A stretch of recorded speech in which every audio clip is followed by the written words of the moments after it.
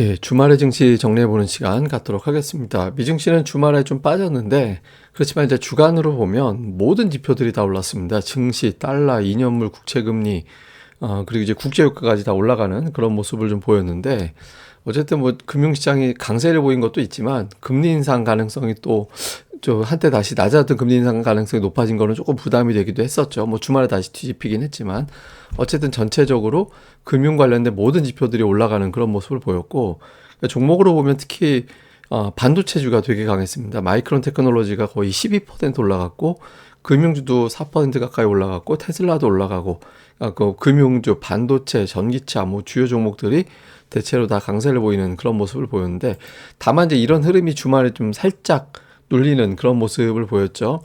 부채 한도 협상이 중지가 되는 그런 뉴스들이 나왔거든요. 그러니까 백악관 측에서는 입장 차이가 있다, 추가 대화하는데 어려움이 있다 이렇게 언급을 했고, 메카시 같은 경우도 백악관 측에 의미 있는 변화가 없다, 뭐 태도가 긍정적이다, 고무적이다 이렇게 얘기를 하루 전에 했었는데 갑자기 말이 좀 바뀌었고요. 그리고 야당 쪽에 이제 협상을 주도하고 있는 그레이브스 같은 경우도 차이가 있다, 그래서 일치 지금 협상을 중지해야 된다 이렇게 언급을 했거든요. 근데 제가 보기에는 하루 전에 나왔던 이 뉴스를 좀 주목해 봐야 되지 않나 싶거든요. 그러니까 뭐 투표 다음 주에 가능하다 이렇게 얘기를 하면서도 어떤 뉴스가 나온 게 있냐면, 프리덤 코커스, 이게 공화당 내 강경파 모임입니다. 한 37명 정도 되거든요. 근데 이쪽에서 자신들이 만들어내고 있는 법안 말고는 절대로 통과해서는 안 된다. 그러니까 공화당 측에서 정해놓은 그런 거 가지고 표결을 해야 된다. 그러니까 이렇게 이제 이야기를 하고 나섰어요. 그러니까 사실상 이제 뭐 표결을 해서는 안 된다라는 거죠. 근데 이 사람들의 이제 도움이 없으면 공화당이 당론을 정해도 이 사람들이 반대하면은 통과가 안 되거든요. 그 37명이 반대를 해버리면 안 되는 거기 때문에 이게 무시를 못 합니다. 그러니까 아마도 이 협상하는 과정에서 저 프리덤 코커스를 좀 누그러뜨리기 위해서, 우리 이렇게까지 했는데 어쩔 수 없었어, 그래도 이 정도면 받아낸 거야, 그런 이제 명분 쌓기를 진행하고 있는 게 아닌가 싶거든요. 근데 어쨌든 이게 좀 이 사람들 목소리를 좀 무시하기가 어렵습니다. 그러니까 메카시 같은 경우도 이제 여러 가지 어떤 정치적인 입지를 다지는 과정에서 일부 좀 도움을 받았다, 그런 어떤 보도들도 일부 있었거든요. 그래서 아마 이 사람들을 달래기 위한 어떤 이제 좀 협상 이런 것들이 다음 주까지도 조금 더 이어지면서 시장이 이러다가 결렬되는 거 아닌가? 그러니까 이런 불안함이 약간은 자극될 가능성도 있는 것 같습니다.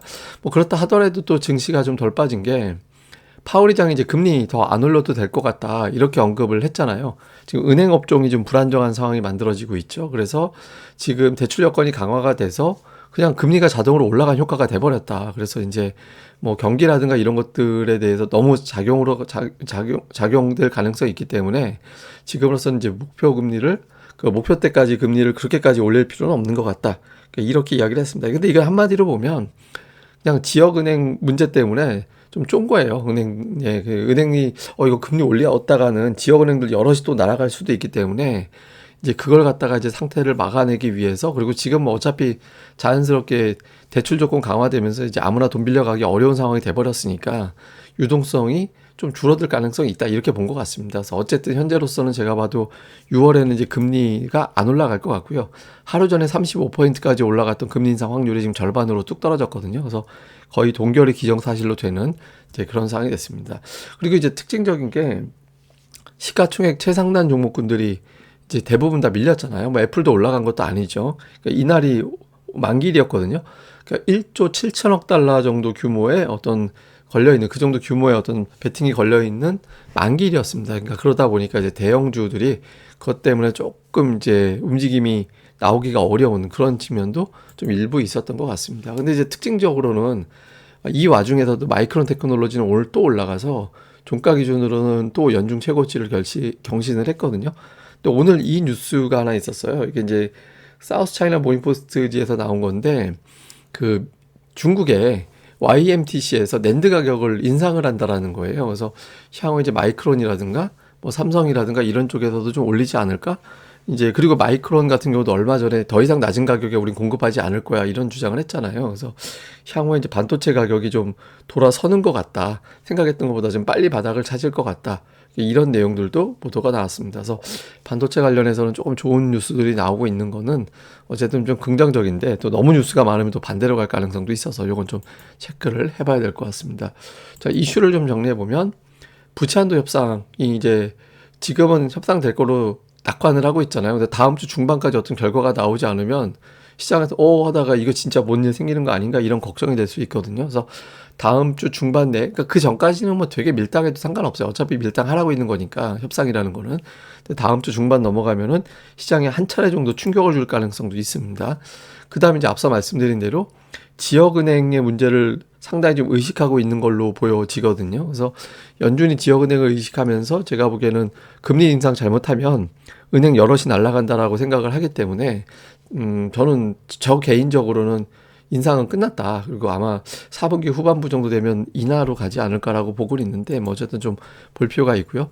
그 다음에 지금 금이 되게 중요한 게 금이 일종의 바로미터 역할을 하거든요. 그러니까 부채 한도 협상이라든가 지역은행 문제라든가 이런 것들을 반영하는 게 그래서 금을 사야 된다 이런 주장이 있었는데 금과 달러가 최근에 좀 올라가는 경향이 있었잖아요. 근데 이게 이제 확실하게 꺾여줘야 상대적으로 더 위험한 자산에 대한 베팅이 늘어나거든요. 그래서 향후 이제 금과 달러 인덱스가 어떻게 돌아가는지 요걸 볼 필요가 있습니다. 그리고 뭐 MSCI 한국 지수는 이제 우리 증시 올라간 것 때문에 이제 반영이 돼서 1.3% 올라갔고 우리 그 미증시를 반영한 우리 증시 어떤 출발이 될까를 가늠하는 게 야간 선물이죠.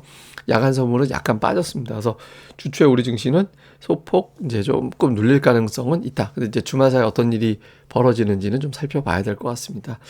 예, 제가 좀 개인적인 사정으로 오늘 또 이제 뭐 새벽부터 나가는 바람에 방송을 좀 늦게 올리네요. 근데 저는 제 방송을 일기장 쓴다고 생각을 하거든요. 이날 이런 일이 있었다라고 일기장을 쓰는 차원으로 쓰고 있는 게 있어서 오늘도 이제 좀 간략하게나마 좀 남기는 걸로 했습니다. 예, 그럼 오늘 방송 뭐 잘 봐주셨으면 좋아요, 구독하기 꼭 부탁드리고요. 그리고 고릴라 리서치도 많이 방문 부탁드립니다. 감사합니다.